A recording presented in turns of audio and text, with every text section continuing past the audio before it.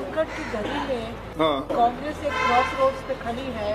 बहुत सारे senior leaders आपके पार्टी के चुनाव लड़ने से इनकार कर रहे हैं और आप और सोनिया गांधी जी भी पीछे हट रहे हैं, वो विधानसभा में चलेंगे, तो इससे क्या माहौल आपके पार्टी? नहीं, ये गलत है, हम पीछे हट रहे हैं। मेरा 83 एज है, आपको तो 65 में खत्म कर देते तुम्हारे रिटायर होने के। नहीं, सुनिए, तो मैं 83 हूँ, नेचुरली हटता हूँ। अगर आप चांस दे सब जाके बोले हमारे पार्टी के कार्यकर्ताओं को लड़ने दो, उनको बोले तो जरूर मैं लड़ूंगा। खरगे साहब, ये SC/ST सब प्लान के तहत आदिवासियों को स्पेशल पैकेज देगी, पहला, और दूसरा आपने ये अभी कहा है कि वन उपज को MSP के दायरे में लाया जाएगा। ये दोनों चीजें क्लैरिफाई करते हैं कि क्या? ये देखो, एक्ट में ये प्रोविजन है, जिस जगह MSP में ये सब प्लान मीन्स बजट जो होता है उसमें एक सब प्लान होता है। वो सब प्लान क्या है? SC और ST के लिए जितना उनकी जनसंख्या है उसके अनुसार बजट रखा जाता है। फर्ज करो मेरा बजट 10 लाख करोड़ है, प्रोपोर्शनेटली SC का 15%, ST का 7% या 8%, वो बजट अलग रहेगा। उसमें इरिगेशन प्रोजेक्ट करने के लिए, उनके लिए बोरवेल डालने के लिए, एग्रीकल्चर लैंड खरीदने के लिए, छोटे मोटे बिजनेस करने के लिए, ये सब पैसा उसमें दिया जाएगा। इससे क्या होता है कि उनका पैसा उनके पास जाएगा, उनके वेलफेयर के लिए जाएगा। ये उसका मतलब है। ये 2 स्टेट में अब लागू किए हैं। जब हमारी सरकार हैदराबाद में थी, यानी मिल के थी, उसको भी किए। अब अलग हो गए तो भी वो जारी में है। और तीसरा क्या, कर्नाटक में भी ऑलरेडी अब जो बजट बनते हैं हमारे अब 6-7 साल से, वो बजट में भी हम ये सब प्लान का रखे। दूसरी चीज आपने जो पूछी कि जैसा आप MSP का गारंटी है, वैसा ही वहाँ जो फॉरेस्ट आइटम्स है उसको भी हम नोटिफाई करेंगे।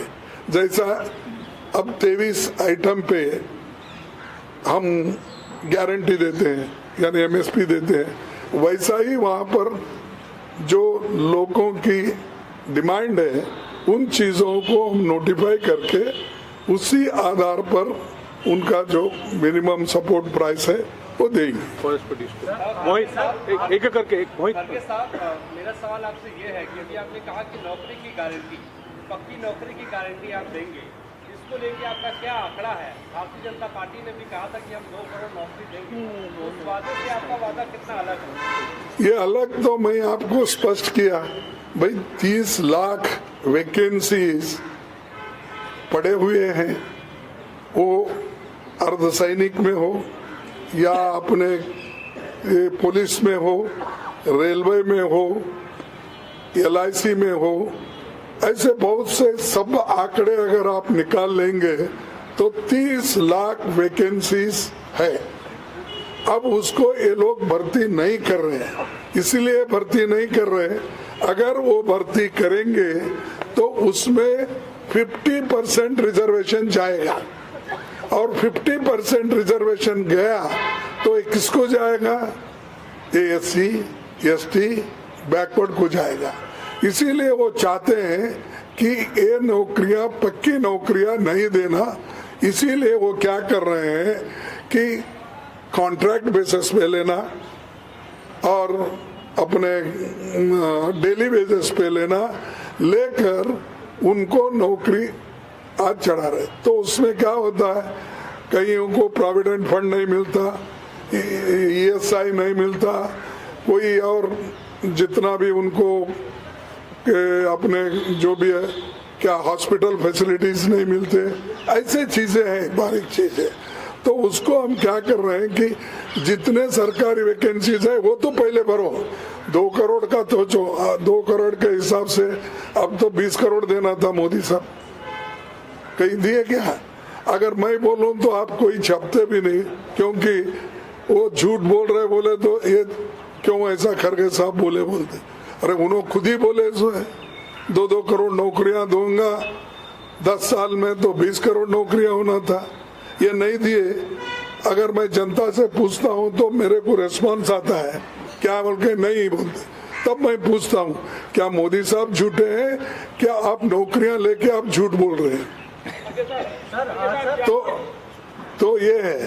तो और उसके बाद 15 लाख का भी वैसा ही बोले उन्होंने। ये सब जुमले हैं बोल के खुद ही एडमिट करते हैं, लेकिन फिर भी भारी मात्रा में भारी इसमें प्रचार उनका होता है बहुत कुछ किए बोल के, इसलिए मैं उसमें नहीं जाना चाहता हूँ। आज का जो विषय है उस पर सीमित रहूंगा, उतना ही बोल के। लेकिन क्या आप लोगों ने ये अभी तक प्लान किया है कि इसके लिए आपको कितने फंड की जरूरत पड़ेगी?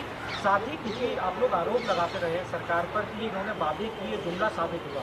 यदि आपकी सरकार बनती है तो उसको कब से लागू कर देंगे? ऐसा तो नहीं आप लोगों के ऊपर भी फिर आरोप लगना? नहीं, वो नहीं करेंगे हम हमेशा। अब आपको कहे थे हम नरेगा स्कीम लाएंगे, कोई हाथ खाली नहीं रहेगा, काम करते रहेगा। हमने किया, किसी की पेट खाली नहीं रहना, भूखे नहीं रहना। फूड सिक्योरिटी एक्ट को लाखों रुपए लगते हैं, वो फिर भी हमने किया। इनके जैसा ऐसा नहीं 5 kg बढ़ा के 80 करोड़ लोगों को मैंने फ्री अनाज दिया, ऐसा नहीं। हमारा जो है पक्का काम होता है, पहले से यही है। देश को बनाने में हमारा बहुत बड़ा हाथ है। ये एक ही नहीं, बड़े बड़े इंडस्ट्रीज हम बनाए, कभी क्रेडिट नहीं लिए। संदीप, आदिवासी संकल्प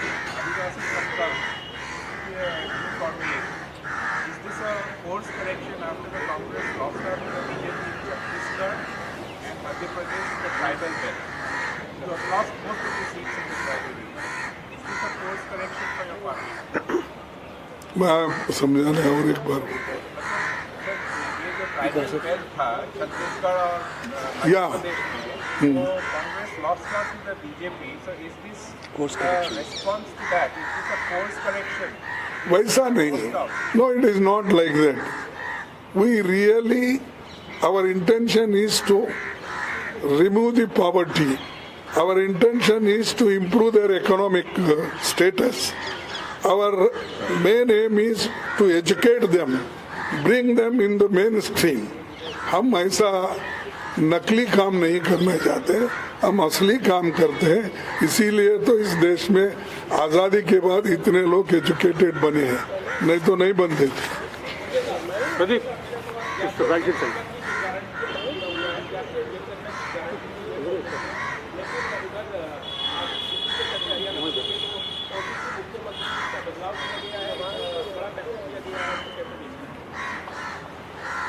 देखो भाई, उन्होंने क्या किए इसमें हम जाना नहीं चाहते, वो उनको अधिकार है, वो कर लेते हैं।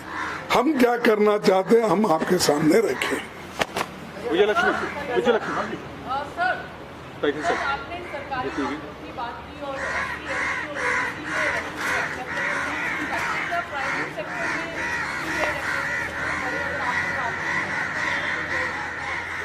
में तो हमारा सोच तो है जो प्राइवेट सेक्टर में इसको अप्रोप्रिएट पोजीशन, उनको पोजीशन मिलना चाहिए। इसके लिए हम जरूर कोशिश कर रहे हैं। इसीलिए तो अप्रेंटिसशिप हर महीना उनको 8,500 रुपए देकर ट्रेनिंग दे रहे हैं। तो ऑटोमेटिकली जब ट्रेंड स्किल्ड लोग अवेलेबल होते हैं, नेचुरली हम उस वक्त हर जगह इनको बिठाने की कोशिश करेंगे। Thank you. Last one. हाँ बोलिए। आप लोग आदिवासी संकल्प की बात कर रहे हैं, आप लोग तमाम योजनाएं लेकर के आ रहे हैं कि हम आएंगे तो लाएंगे, लेकिन प्रधानमंत्री मोदी को जब जब मौका मिलता है, चाहे संसद में हो चाहे रैलियों में हो, वो कांग्रेस को हमेशा आदिवासियों की जन्मजात विरोधी बताते हैं। देखो, ये उन्होंने खुद विरोधी है और कौन से उसूलों पे विश्वास रखते आप बोलिए? उनकी आइडियोलॉजी कौन सी है बेसिक, आरएसएस और मोदी जी की, ये मुझे बताओ। ये चुप आंसू बहाने से नहीं होता, या किसी को किसी कुर्सी पे बिठाने से वो काम नहीं होता, उनके लिए लड़ना पड़ता है। लड़े सो वाले हमारे लोग हैं और देश को संविधान बनाने वाले इसकी सभी इन सब बातों को लेके ही अब आगे बढ़ रहे हैं।